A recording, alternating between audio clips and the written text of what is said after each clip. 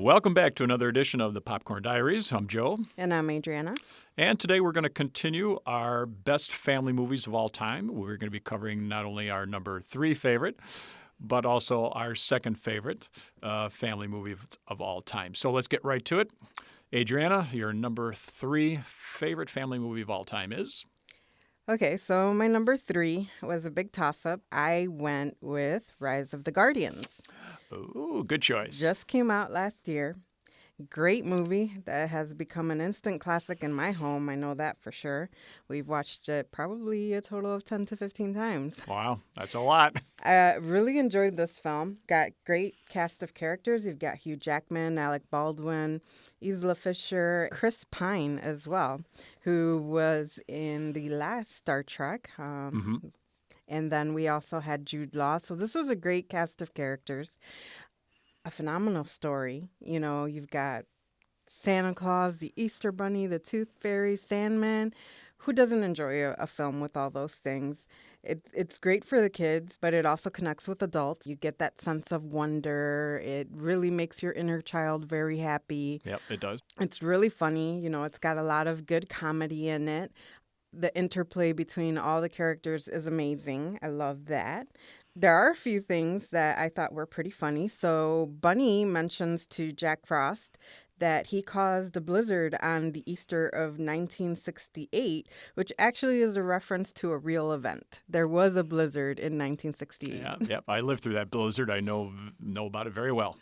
Another thing was that Leonardo DiCaprio was actually originally cast as the voice of Jack Frost, but he pulled out before pre-production, which I really do not see that Leonardo would have been a good choice for Jack's voice. I mean, he's a great actor, don't get me wrong, but I don't think he has that voice or that charisma of childhood within him. He's more of a dark and moody, and he's done these great, amazing roles. Yep. So I just couldn't see him in this film. So I think the fact that he pulled out and they got Chris Pine worked out for the better, because Chris Pine does have that sense of mischief that he brings to the character of Jack Frost. Yeah, he does. I really loved Alec Baldwin as the Santa Claus. He's so much fun. You get this new Santa Claus. He's not this jolly old character that we're used to. He's fierce. He's got swords. He's got tattoos. He's this new revolutionized Santa Claus, but it's so well done. This whole movie for me was reconnecting with my inner child. Mm-hmm. Every time I watch this film, I just feel happy and secure, and I get that sense of wonder. I love the Sandman. I love the graphics in this movie. This was actually directed by Peter Ramsey, which this is his first major motion movie. Oh, I did not know that. He's actually done a lot of work in the art departments of major movies, but this is the first time he actually directed a major motion picture. And I think he did a phenomenal job. This movie just was a 10 for me. I loved it. And I will be watching it again and again with my family. Yeah, they did a great job in this movie.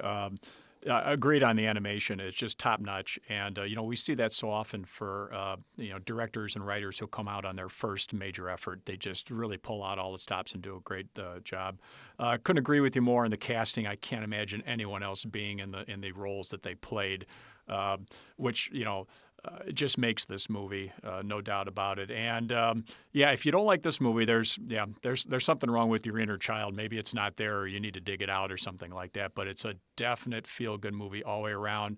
I think largely in part with all – we know all the characters. We know all these characters from, reading storybooks and being told stories as kids and stuff like that. But the spin on it, like you say, with Santa not being Santa quite the way, he's been presented to us, adds a whole nother level of enjoyment to this. So, yeah, excellent pick. It's a really, really, really good movie. I'm glad you liked it. So let's go on to your number 3. What do you got for me? All right, number 3 for me, I had to go with the 1939 classic Wizard of Oz. Great movie. Yep, I just couldn't pass this one up. There's just so much good to say about this. Yeah, I know it's old. It's 75-year anniversary just hit, I believe. They just re-released it on a Blu-ray. It's been remastered, so it looks absolutely fabulous. Back in 1939, hardly any movies were being made in color, so that made this movie stand out. And of course, the story is just how could you not love this story? Dorothy getting together with the Scarecrow and the Lion, the Tin Man, and so on, on this great adventure to the Wizard of Oz, going down the yellow brick road, meeting the Munchkins, of course, and the Good Witch and the Wicked Witch of the West, and everything that comes along with that is just absolutely perfect. Again, the story is great. The visuals are stunning. The color in this thing is just fabulous. And you do have to remember that this was back in a time period where black and white movies were being made for literally 20 years after this. So it was way, way ahead of its time. Some famous lines came out of this movie that are still used today. Lions and tigers and bears, oh my. That's where it came from. I've got a feeling we're not in Kansas anymore. Okay, obviously a very famous line that's been used in so many movies, paying homage to the Wizard of Oz. And, of course, pay no attention to the man behind the curtain. Yes. We hear that one all the time when the great and wonderful Oz was discovered behind the curtain working the controls to the fire and so on. As far as special effects and things like this is back in the day where everything was real. The fire was real. The smoke was real. The props were real. There was no animation done by CGI and stuff like that. So when you saw flying monkeys, these were monkeys on piano strings flying through the air. So that's kind of a very cool layer to what was actually done in a time so long ago. A couple of interesting facts on it, which I always have with all my reviews. Shirley Temple was originally considered for the role of Dorothy instead of Judy Garland, but they bowed out on that. W.C. Fields, if you remember him, was also considered for the Wizard himself, the Wizard of Oz. However, that went to Frank Morgan. And, of course, everybody knows that Buddy Epson of the Jed Clampett fame of the Beverly Hillbillies was originally considered for the Tin Man. Oh. Yeah, but the silver makeup was an issue. And so he could not play that role. He was allergic to it or something along those kind of lines. Yeah, I don't think that makeup was very comfortable for even the actor that did play not it. Back then. It won 2 Academy Awards. You would think this thing would really clean up in the Academy Awards, but unfortunately it was going head-to-head with Gone with the Wind, which pretty much swept the Oscars that year. But they did get it for Best Song, Over the Rainbow. We all know that one, and Best Musical Score.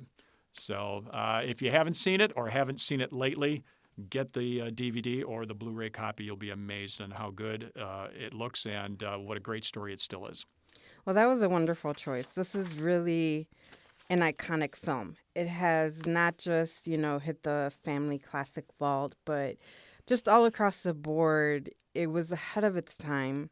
A lot of the special effects were revolutionary even for that time. Yep, they sure were. I recall reading that the sparks that were flying out of the ruby red shoes when the witch was trying to touch them was actually apple juice. Yep, it was. It was apple juice. So, this was a time in Hollywood where creativity and innovation was a must. You had to come up with a way to get it on screen. There wasn't computers and CGI at that time. There wasn't 3D modeling. Whatever you really wanted to see on film, you had to be creative. You had to find a way. And I think they did. This movie's 75 years old, and to this day, there are children watching that. Parents pass it down to their children. So it's something that has become a legend in Hollywood. It definitely isn't going to go away. I think that 75 years later, we might still be watching this movie, probably on different technology, but it definitely is not going to go away. Yeah, great choice. Yeah, I agree. This is going to be around for a long time. You can watch this in another 75 years and still appreciate and fall in love with the story. No doubt about it. Yes. Okay, so let's roll on to our number 2 choices here, or number 2 choice, I should say, for our favorite family movie of all time. So, Adriana, your number 2. My number 2 is actually one of my favorite films of all time. It was a really hard choice to give it a number 2 because I love this movie so much. I love this story. I love this series. So it was really hard to put it in number 2. It's really a tie for number 1, but there's just a couple things that number 1 There's a couple reasons why I chose my number one, but my number two happens to be Harry Potter and the Sorcerer's Stone. Good choice. I absolutely love this film. I am a total Harry Potter fanatic. Fell in love. I actually fell in love with this movie and became a total Harry Potter fan. And then I was sitting there waiting for all the books to come out.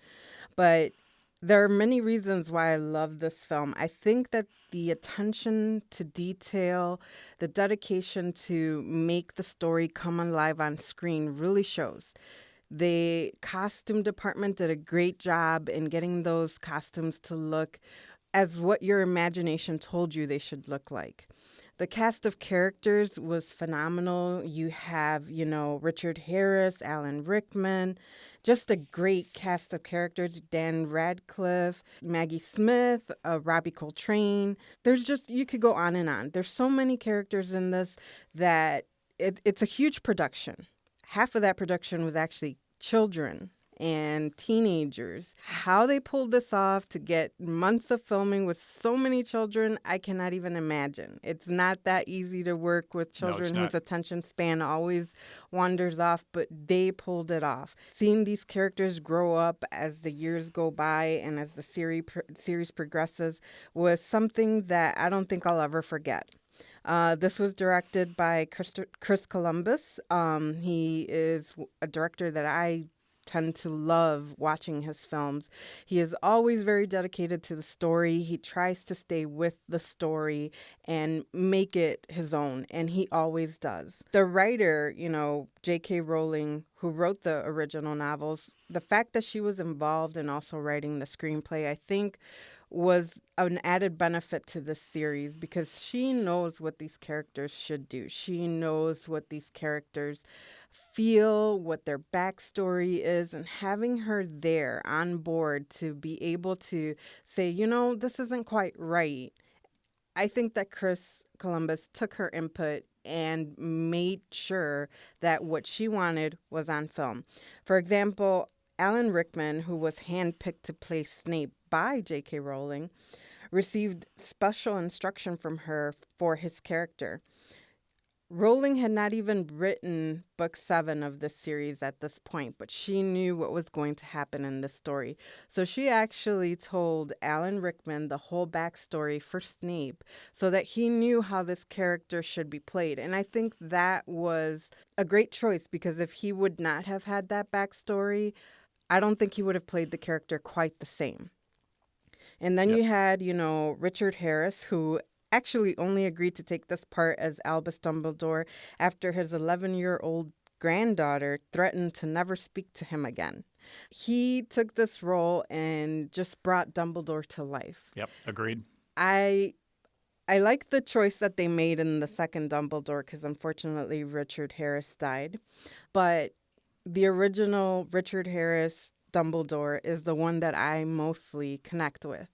I think this first movie and the second one were probably my favorite out of the whole series just because I feel that they took more time and giving attention to the story as rather than the special effects that came later. Yep. Story did get darker throughout the movies, but I think they did a little more with the special effects than they did in this first movie, which I love the fact that they kind of toned it down and made it more realistic for me. So this is actually one of my favorite movies, as I said, and I'm sure that most of you out there have seen it. If you haven't, I don't know where you've been. Yep. It's just all over the place. I don't think Harry Potter is definitely going to be an iconic film. It's never going to go away. You're going to be able to watch this with your kids and your grandkids and then pass it on for generations to come. Yeah, agreed. If you haven't seen any of the Harry Potter movies, you've obviously been living on an island away from the entire world, off the grid, as we like to say. The entire series is absolutely outstanding. You cannot help but to fall in love with these characters. They did such a great job of casting, not only the children to play as they were children back then, but also the main characters too. They could not have done any better of a job. And the story is just so rock solid. And I don't mean that just in the first movie, but all the way to the very end and closure on the final movie. Yeah, you couldn't have picked a better movie and a better series. But I will admit that the first one is probably my favorite out of the series and probably always will be. And I distinctly remember watching this at the theater because it's a rather long movie. And at the end, when it was done, I just looked at my wife and said, "When's the next one? I wanted that next one now." And so it was just such torture to wait for 2 and 3 and 4 and 5.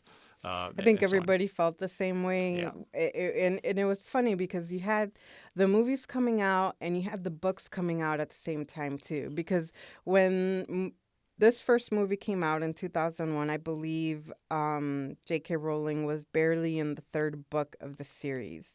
So people were anticipating the fourth book to come out. They were anticipating the next movie to come out. So you always had something. And when the seventh book came out and then the seventh and eighth part of this movie came out, I was actually really, really sad to see it end. And they did have to end it, unfortunately, and after 8 movies, if you will. But I think the way they did end it was good. They did a great job of wrapping up the whole thing. I mean, I remember watching the very last movie and going, at the end, definitely satisfied with the way they did it. Yeah, definitely. It's such a great story, and I think that's what makes it such a great movie. You and I both know that if the story doesn't hold up, no matter how many special effects you put into it, no matter how great of actors you have, it'll still bomb.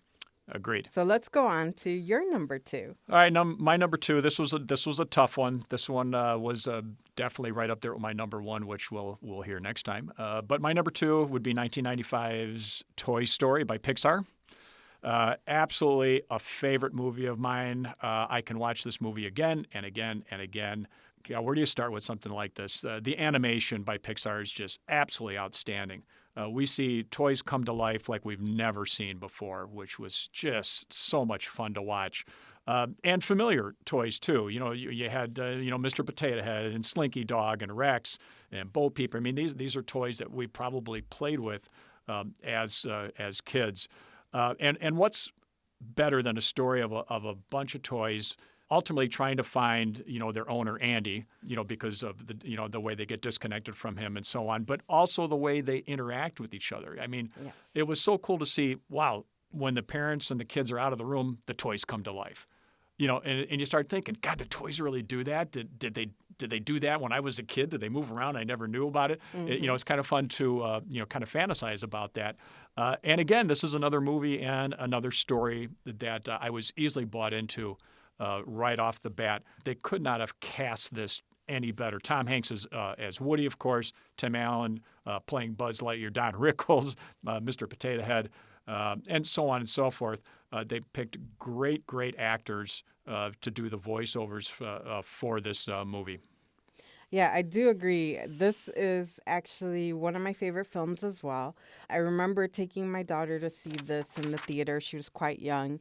But what I really took away from this movie, not only was it fun, not only did it, again, awaken my inner child to wonder, that sense of wonder, like, did my toys ever come to life? You always get that. We all have that little feeling. We all want to know what goes on when we're not around. Yeah, like, we do. does the light turn off in the refrigerator when I actually close the door? So, all those little kind of things. And for them to bring this to life on screen was phenomenal. But what I really enjoyed was the fact that the animation and the characters are all things that children were able to connect with. But the humor was something for adults. All the lines that they kept throwing back and forth, all the witty humor between the characters was all really geared towards the adults. Yes, it was. So you, as an adult, were able to sit down and watch this movie with your kids and enjoy it as well. Yeah, they did. Overall, it's just an outstanding job on just about every level. And the proof's in the pudding, as they say. There's been 2 sequels, number 2, number 3. Arguably, you could say number 3 might be as good, and maybe even better than the original. I still have the soft spot for the original that they made back in 1995. As usual, a couple tidbits here. Tom Hanks, we all know, did Woody. They originally considered Paul Newman.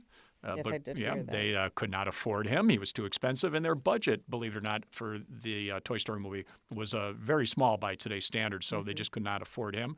Buzz Lightyear, they could not afford Jim Carrey. Okay, Haha. because he was a hot commodity back then, and so they settled for Tim Allen. They also had considered Billy Crystal, but Billy Crystal turned the role down. But that's okay for Billy. He went on to Monsters, Inc. and became famous in the Monster, Inc. Movies, which, folks, go see those. They're good, too. Let's see. Buzz Lightyear was originally going to be named Lunar Larry. Oh my God. Yeah, can you imagine that? Nope, I can't. No, no, no. And we all know that Woody had the hots for Bo Peep. Yes. Okay, Bo Peep was originally supposed to be a Barbie doll. Yes, she yeah, was but supposed to be there the were some Barbie. issues with that, so they Yeah. did not do that.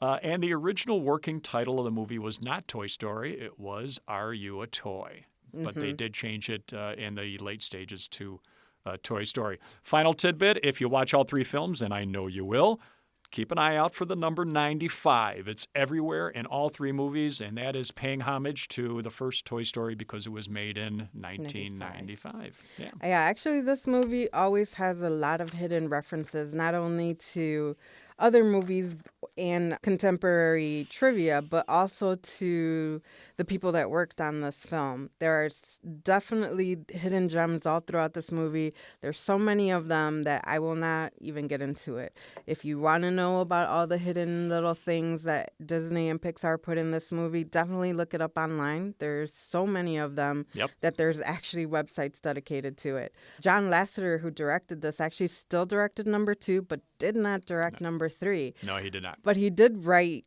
on movie number 3, which I think was a good choice because movie number 3, as you said, it's also very heartwarming. You had that one point when they were going to die, and I think all of us held our breath. Yeah. Oh my God, this cannot possibly happen. I know I was choking up, and these are CG characters, but you get so attached to them. Absolutely.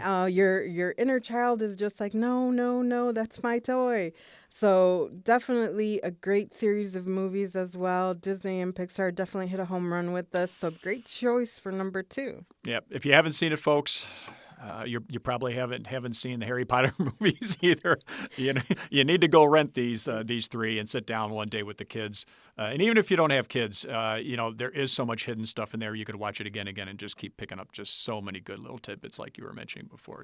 So this is episode 5 for us, and we're going to be closing out our Family Classic Top 5 next episode, where we will both discuss our number 1. So I'm very looking forward to hearing what Joe has to say for his number 1. Very excited to share with you my number 1. We do have a couple special episodes coming up, so definitely look for those at the beginning of the year. As always, if you have any comments or suggestions, please leave them below. And we hope that you have a great holiday season. Anything to add, Joe? Well, my number 1 pick, very difficult to make, but it is not an animated movie. Oh, neither is mine. It will be fun to see if we both pick the same one or have totally different tastes for number 1. So thank you, folks, for joining us, and we'll see you next time on Popcorn Diaries.